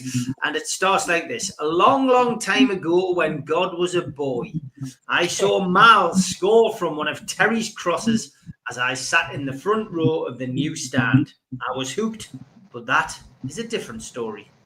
It's January 1978. It's Saturday. It always was. Kick off at 3. I arrived by train, meeting up with my mates in the black, smelly station, echoing with incomprehensible announcements and smelling of pigeon shit. Stale tags and burnt diesel. We would then progress up the hill to the Man in the Moon to have some acrid tartan or a few Southern comforts. There was concern, a clear and present danger, particularly of skinheads, stay press, Oxford bags, braces and Stanley knives. There was a book about it, and it had been passed around. We then made our way past the steaming police horses, smelling of leather and horse, carefully stepping around their steaming piles of poo. Nobody wants that crap on their shiny Dr. Martens. We go through the creaking turnstile, below the peeling, congregated irons of the Leazer's End, a shed with concrete floors and random barriers. I was wearing the scarf I bought off Liam. It was all I or anyone really had. Football was tough on the pocket or part-time job, especially if you liked the tabs. The game had its moments, a 2-4 loss to Middlesbrough, but it was dominated by surges and the fear of people pissing in your pocket. At half-time, there was Bovril, a doggy burger, the smell of the bogs, and some police dogs jumping through hoops. Then it was all over, and the process is reversed. Except now, you're pushing to be out into a damp, foggy, darkening town, smelling of the brewery, diesel, and piss. It's alive with echoing shouts, chants, smashing bottles, and a ghostly cry of "Chronicle!" We pack into the station in search of the pink paper, and then it was all over bar, some drunken shouting on the train home as a collapsing drunk wets themselves while swearing about the referee. Some things never change. Thanks for that, Jeff. I knew it would be different, and it certainly was. That was Jeff's first match.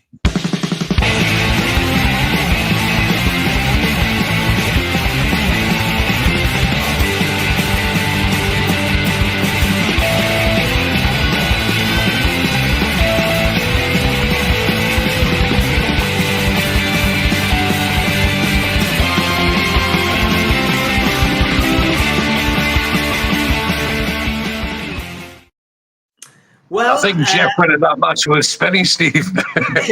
Possibly, yeah, possibly. Conjured up for a football in the 70s, mate, didn't he? Yeah.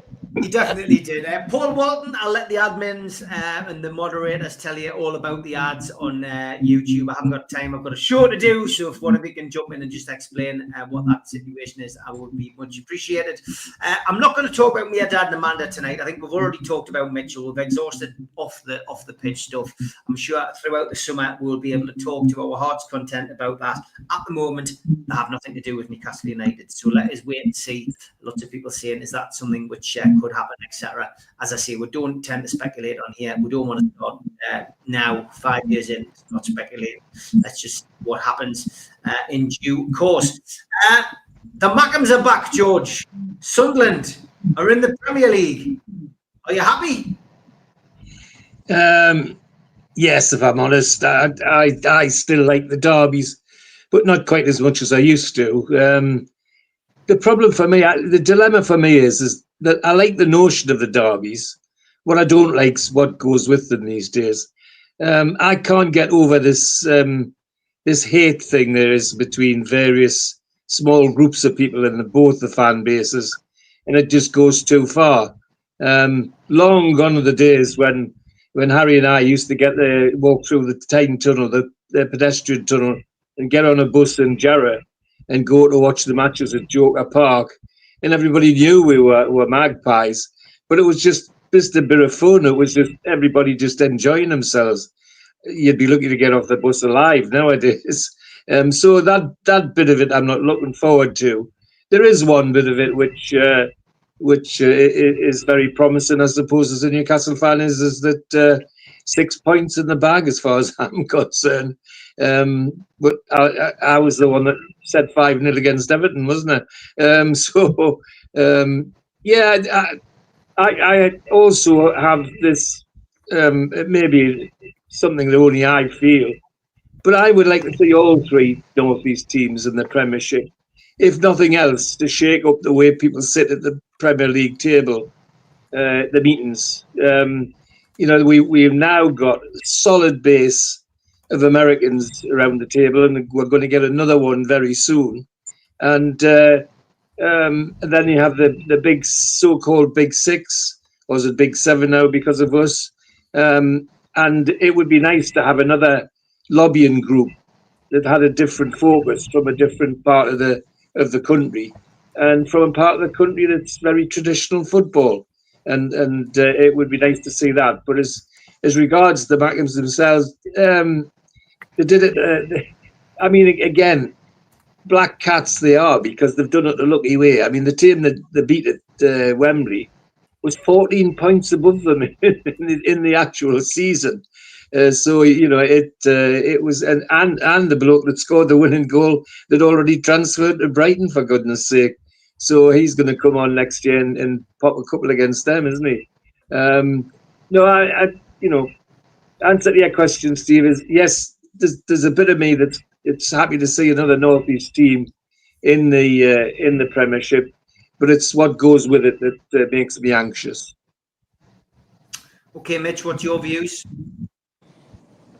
Only time I really bother about them is when we're playing them. So I've got at least two reasons to be bothered next season, I suppose. I do like the idea of seeing them and Leeds come up and have a sort of a more northeast focused group. However, with Leeds being part owned by the San Francisco 49ers, you know which way they'll vote at the end of the day. So we can dream about something like that, but that's all it ever will be. The one thing I can see already tapping into certain areas of the fan base on social media is they never learn. You know, I don't know whether they were all on back shift at Nissan when we played them in the cup a couple of seasons ago. Did they see what that evidence would give you? And we're improving, and you kind of stood still and managed to scramble up. It looks like Bellingham's off to Germany. It looks like seen a story today that Dan Neil's off to Serie A, apparently. And like you say, the lad that scored the winning goal for them's already off to Brighton. I guess they had to pay for Enzo the fee somehow, so I hope he's the superstar that they really claim that he is. Like I say, I'll get bothered about it when we play them. I think they're in for a hell of a rough ride because the evidence suggests that, just based on recent history, what's happened to promoted teams when they come up. And if they think their solution's Luke O'Neill at centre back in the Premiership, it's going to be a long old season for them, I'll tell you that. That lad's a clown, and I think he'll be well and truly clowned in the Premiership, unfortunately for them. But, you know, it'll be interesting to see what goes on at the pink-seated powerhouse and what levels of delusionment they'll hit. They'll probably win their opening game. It'll be at home against somebody, and they'll probably win it, and then that'll be it. The delusion level will be at maximum. And then things probably will come crashing down from them. But there's part of me would love to see a healthy competitive Sunderland and a healthy competitive Middlesbrough in the top flight. But it seems to be these days there's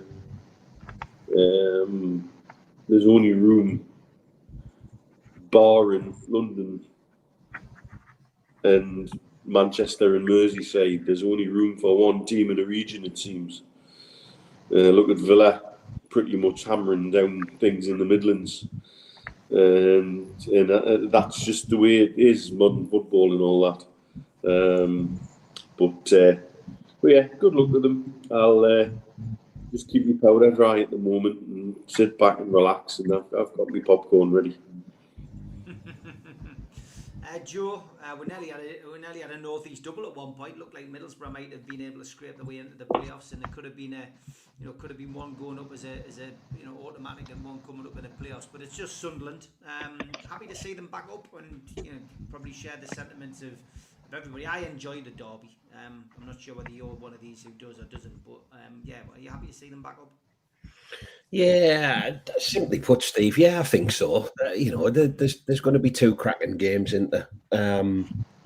Hopefully, two games that we win, of course. But I'm all for the northeast of England. So yeah, I think it's a good thing. Whether they'll stay there or what, I'm not really that bothered, as Mitch said. To be fair, I think my focus is Newcastle United. Occasionally, kind of glance over the shoulder and see how other teams are doing. But yeah, whether they're up, whether they're down, it's the same as Middlesbrough for me. Other than the crack that I have with the lads who I work with and such, like, I'm not particularly bothered, Steve. I'm not overly interested. They can do what they want. They can sign who they want. They can sell who they want. It doesn't really, I'm not one of these who goes marauding around and spreading hatred against them or anything like that. It is what it is. They're our local rivals, and whatever. So yeah, it'll be good. It'll be a great atmosphere at St James's Park. I hope we play the game and not the occasion. And the same when we play them at the Stadium of Light, and hopefully we'll beat them twice. Other than that, I haven't really got an opinion on them. I don't think they'll stay up. I don't think they're very good. The playoff final was an odd game of football as far as I'm concerned. Absolute game of two halves. Sheffield should have been out of sight. Sunderland did nothing, but they won the game with two good goals. So yeah, they're in the Premier League. What? Stu? Well, I said 5-0 versus Everton as well, George, so a bit of comradeship there. But regarding the Mackems, there seems to be, from our side, a bit of apathy, and from their side, a bit of delusion. And for me, if I've said it consistently, if they were to be in it, which they now are, I wanted it to be like this, where they'll suffer a very long and slow death before they get relegated, and that's the least they deserve. Because I think we touched on it when that time I came on the Amigos and improved it dramatically was when the gulf between the bottom three and the fourth bottom. Looking at this season, who was down there? The three teams above the bottom three. So 17th, 16th, and 15th was Tottenham, Man United, and West Ham. Does anyone realistically think they'll have as bad a season again?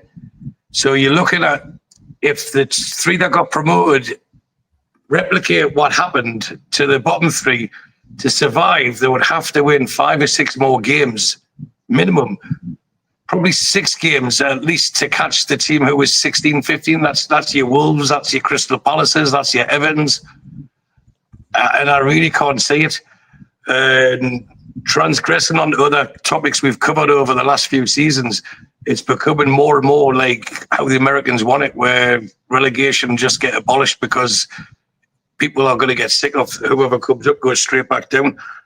And I honestly think after the 3 teams have got up, and this is without any hatred or dislike to our unwashed friends on our side, they are the worst of the 3. And I genuinely fear for them that they could get relegated, or they will get relegated, but with a record low point score. And if you look how Southampton celebrated this season when they managed just to buy 1 point to evade that embarrassment, it could be much the same on our side this coming season. So if we don't get 6 points, we should get 7 for the extra goal difference that we get against them, because it will be worth an extra goal, the amount of goals that they will concede. And as Mitch rightly said, if Luca Nain's your star centre half, God help them. and every other prophet on the planet and beyond help them, because they will be struggling, as they are with the squad they've got currently, to get double figures points next season. And I'm not saying that just to be vindictive. I'm not saying that to be nasty. For me, it's doused in realism. And I just reiterate what I said. Look at the teams that finished just above the relegation zone, but not the gap. The teams, they're not going to be that bad again, and they are going to desperately struggle. So I know they've had the biannual bath in Trafalgar Square, and they're all excited, but they're going to be in for a very, very long winter. And when the sun comes out next spring, they'll still be in hibernation, and I think they'll be desperately glad to get back into the Championship the season after. That's just my honest opinion of what's going to happen to them next season. So am I bothered they got promoted? Yeah, because you want them to stay down as long as possible. But at the same time, I do like the derbies. I know most people don't, but I do like the build-up for the week, especially when I lived at home. I loved it. And now, even with where the derbies are, look how when we played them last time, and I know we're joking about them rolling the red carpet out, etc. when we went down there, and we were there. If you remember, we were struggling in the league that time. We had severe injuries, really bad injuries, and that's when Miley was playing like 10 or 12 games in a row.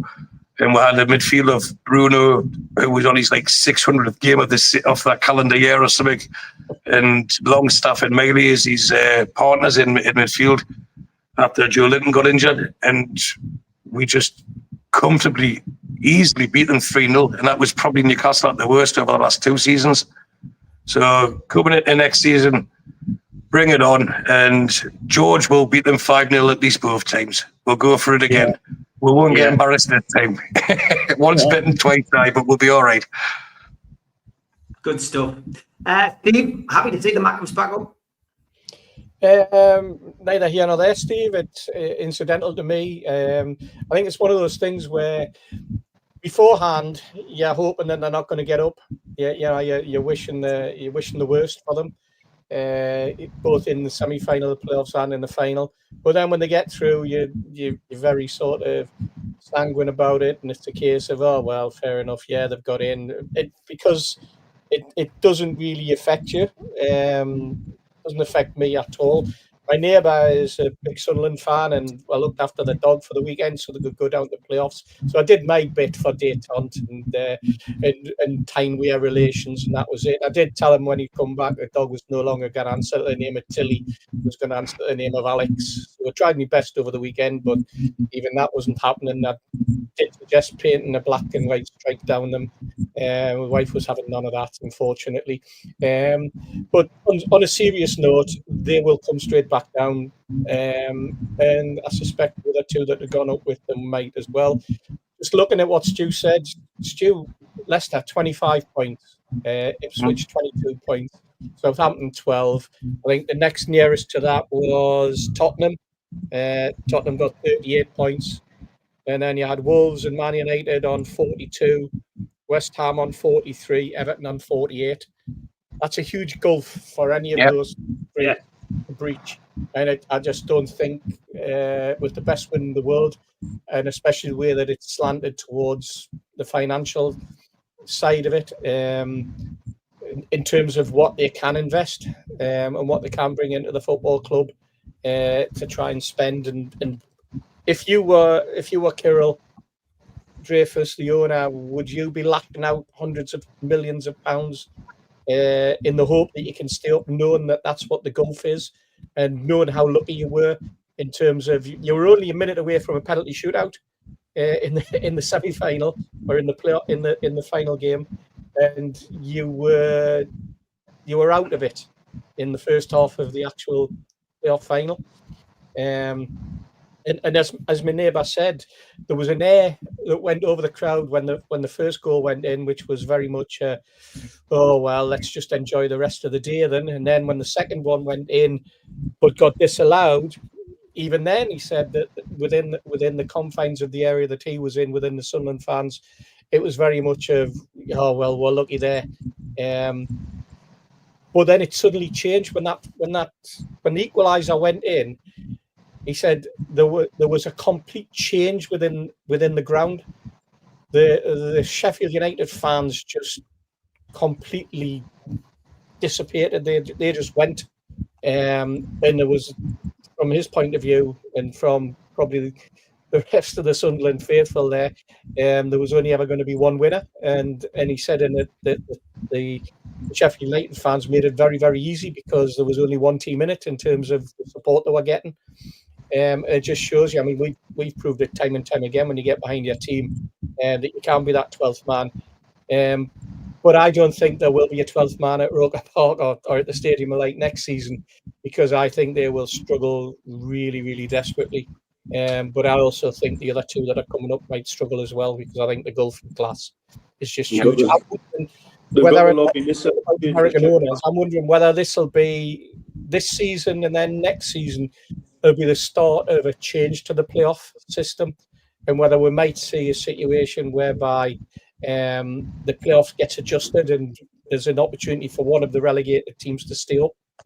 In terms of, you look at the bottom three this season, Leicester, Ipswich, Southampton, would they alter it so that, let's say, Leicester, who finished on 25, would they give them a second chance and get them to play in the playoffs rather than them being relegated again, just to kind of go, you know what, you're nearly there, but you're not quite, you haven't quite bridged it yet, because there certainly needs to be something done to bridge that financial gap between the Championship and the Premier League, to make it a viable for to come up. Because let's face it, what's happened is you get teams that do come up and they spend an absolute fortune, only to go back down and simply rely on a parachute payment again, and it's just paying the money up against the wall. And that can't be good for football either. It can't be good for the Premier League, to be perfectly honest, because it means the Premier League's only competitive among 17 teams rather than 20. And I don't think anyone wants to have a league which is basically 17 teams, because that's what it's been this season. And I think it will be that next season as well. It's worth remembering with what you were saying about the points at the bottom. It's only 5 or 6 years, or maybe 7 years ago, West Ham were relegated with 43 points. Exactly. And can you imagine Manchester United on 43 being relegated? That's how bad things were in terms of Tottenham and Man United. Absolutely. But it also shows you how uncompetitive that bottom end of the league has become, when a team like Tottenham can play so poorly for so long and still end up with 38 points and survive. 20 league defeats, Steve. 20 league defeats, Tottenham. 20 league defeats, and the gap between them, I mean, they were safe like at Easter. That's crazy. That's an uncompetitive league when it comes to that. I mean, I know you see the top end, it's changed slightly because we had 6 teams fighting for, 3rd, 4th, 5th place. So that made it for an exciting time. But we also had Liverpool who had skated away.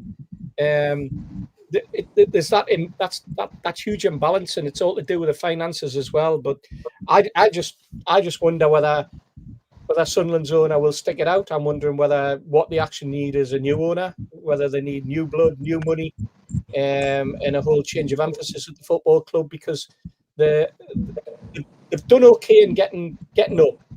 But I don't know whether the appetite will be there to put the money in to keep them there. And with Steve, if the money was there to put in, the way financial fair play is, they can't spend as much as the teams already in the Premier League, because there's a gap, because you've had one league. So to coin one of Mitch's phrases, and I think he's wanting to say something about it, the phrase that he uses a lot is pulling up the drawbridge. You use that for the top 6, etc. But the Premier League becoming like that, I think it could get to the stage where you get enough American owners in, and they're going to say no more teams relegated.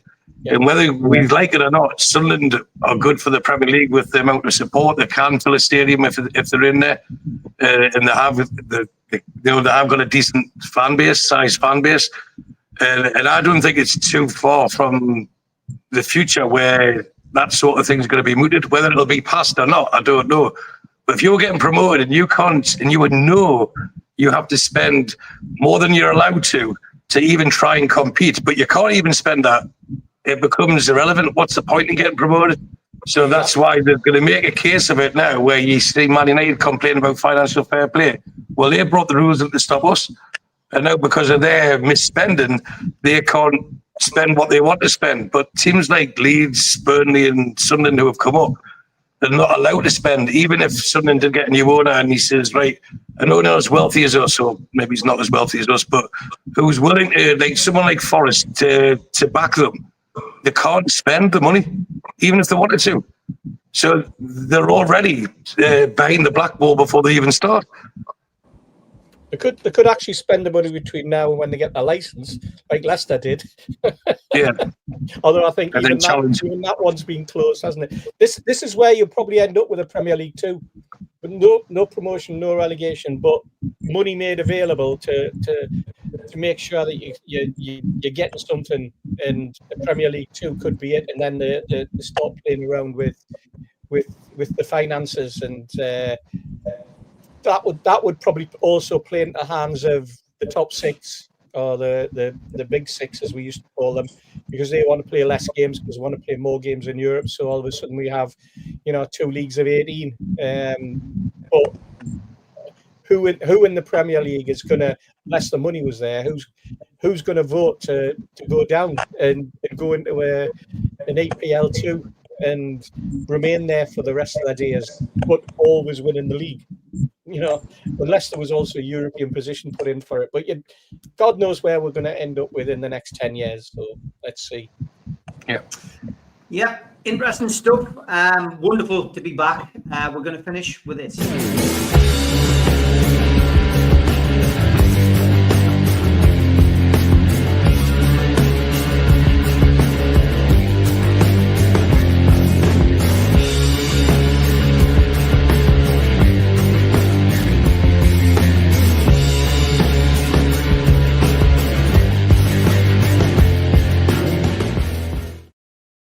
I met where we ask you to send in photographs of you meeting somebody from Newcastle United, past, present, can be a player, can be anybody. And thank you to Pauline for this.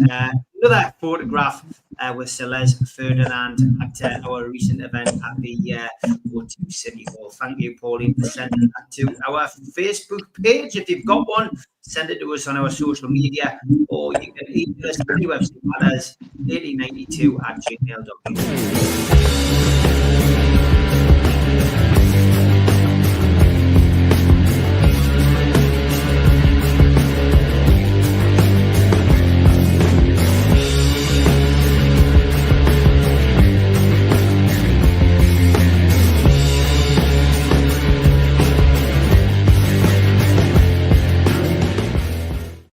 And we don't want you missing out on Elliot.